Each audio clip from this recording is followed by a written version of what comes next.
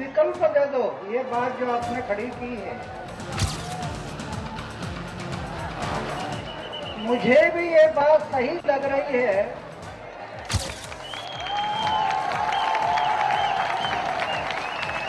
मुझे ये बात सही लग रही है कि सरकार अभी लोकपाल नहीं लाएगी। विकल्प देना है तो धर्मनिरपेक्ष राष्ट्र बनाने के लिए हमें कोशिश करनी होगी। कोई जाति नहीं, कोई पार्टी नहीं, हिंदू मुस्लिम सिख ईसाई हम सब भाई भाई, ये हमें निर्माण करना पड़ेगा। सब विकल्प का उपयोग होगा। विकल्प पहले तो मेरी दरख्वास्त है कि जो हमारे भाई जो बहने अनशन पे बैठी हैं, मैं उससे हाथ जोड़कर विनम्रता से एक बात बोलना चाहता हूँ कि ये भूख हड़ताल कल शाम को 5 बजे हम लोग अनशन छोड़ेंगे और ये लड़ाई की शुरुआत हो जाए। तो वो स्वयं जानते हैं कि किस मकसद से उन्होंने अनशन पर बैठे थे, ये तो वही जानते हैं ना। मैंने तो 2-3 दफा एक व्यक्तिगत तौर पे कहा था कि आपने अपना मकसद स्पष्ट करें और अनशन में आप बैठे हैं, लोगों का ध्यान आपने आकर्षित किया है, या राजनीति में आए या फिर आगे बढ़े, उठें। अब उन्होंने राजनीति में आने का फैसला टेलीविजन चैनल के जरिए मुझे पता चला है कि किया है, तो अच्छा है। नमस्कार, न्यूज पॉइंट में मैं कादम्बिनी शर्मा हूं आपके साथ। 9 दिनों के अनशन के बाद अन्ना ने कल शाम 5 बजे अनशन तोड़ने का ऐलान किया है। कहा है देश को राजनीतिक विकल्प चाहिए। पहले दिन से अनशन कर रहे अरविंद केजरीवाल, मनीष सिसोदिया और गोपाल राय की तबीयत लगातार खराब हो रही थी और शुभचिंतक अनशन तोड़ने की अपील कर रहे थे। लेकिन टीम अन्ना का कहना था कि जब तक मकसद पूरा नहीं होता अनशन नहीं तोड़ेंगे। फिर क्या हुआ? अनशन क्यों तोड़ा गया? गांधी और जयप्रकाश नारायण के आंदोलन के मुकाबले कहां ठहरता है अन्ना का आंदोलन? क्या कुछ कमी रही या कोई और रास्ता नहीं था? कई सवाल ये पूरा मूवमेंट उठा रहा है। फिर बात राजनीति की आती है। नेताओं की जिस बिरादरी से इतनी रंजिश रही, अब उस बिरादरी में क्या अन्ना एंड टीम अन्ना शामिल होगी?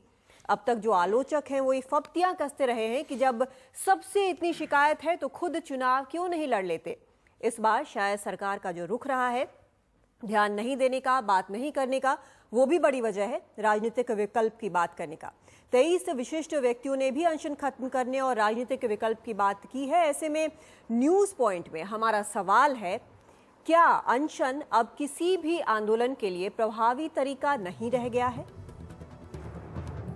और क्या भ्रष्टाचार से निपटने के लिए राजनीति के अलावा कोई विकल्प नहीं?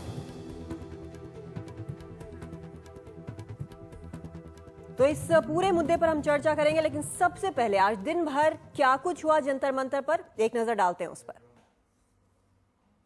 कल शाम को 5 बजे हम लोग अनशन छोड़ेंगे और ये लड़ाई की शुरुआत हो जाए। टीम अन्ना के अनशन के 9वें दिन जंतर मंतर पर मौजूद जनता के सामने अन्ना हजारे ने यह ऐलान कर ही दिया, अनशन खत्म होगा। तो साथ ही अन्ना समर्थकों और सरकार की एक चिंता भी। लेकिन सरकार की एक दूसरी चिंता अन्ना ने बढ़ा दी है। अन्ना ने साफ कर दिया है कि अब वो राजनीतिक विकल्प की तैयारी कर रहे हैं। बाहर रहकर जनता के लिए विकल्प दूंगा। अन्ना ने कहा कि जो भी राजनीतिक विकल्प बनेगा वो पूरी तरह धर्मनिरपेक्ष होगा। इसके लिए अच्छे लोगों को ही चुना जाएगा जिनकी राष्ट्रीय स्तर पर सोच हो। लेकिन अन्ना ने साफ कर दिया कि वो खुद राजनीति में नहीं उतरेंगे। मैं पक्ष और पार्टी में नहीं जाऊंगा, मैं सत्ता में नहीं जाऊंगा, लेकिन मैं विकल्प दे दूंगा जनता के लिए, देश के लिए। आप पेंशन समाप्त करके अब इस देश को एक नई दिशा दीजिए, एक राजनीतिक विकल्प दीजिए। जो कोई पार्टी नहीं होना चाहिए, एक और पार्टी खड़ी कर दी इन्हीं पार्टियों की तरह, तो फिर काम नहीं चलेगा।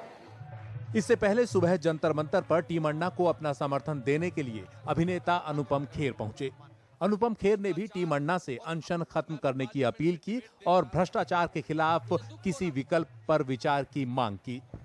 पहले तो मेरी दरख्वास्त है कि जो हमारे भाई जो बहने अनशन पे बैठी हैं, मैं उससे हाथ जोड़कर विनम्रता से बोलना चाहता हूं कि ये भूख हड़ताल छोड़ दें।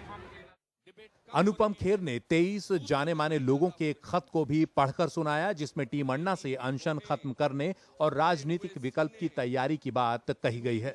खत में सुप्रीम कोर्ट के पूर्व जज जस्टिस वी.आर. कृष्णा अय्यर, जस्टिस संतोष हेगड़े, पूर्व मुख्य चुनाव आयुक्त जे.एम. लिंगदोह, रिटायर्ड एडमिरल राम तहिलियानी और रिटायर्ड जनरल वी.के. सिंह जैसे नाम शामिल हैं। इस बार टीम अन्ना की मांग इतनी बड़ी थी कि सरकार के लिए उसको मानना असंभव जैसा था। ऊपर से सरकार और टीम अन्ना का अपनी जगह अड़ा हुआ रुख, अब पीछे जा नहीं सकते थे, आगे ही जाना था, इसलिए राजनीतिक विकल्प का ऐलान कर दिया गया। जंतर मंतर दिल्ली से कैमरा पर्सन सचिन गुप्ता के साथ में Sharad Sharma, NDTV India. India's #1 news app just got even better. Download NDTV's new app. Fully optimized for retina display. Full screen view. Faster response time. And Sudoku. NDTV's new iPad app. Download now.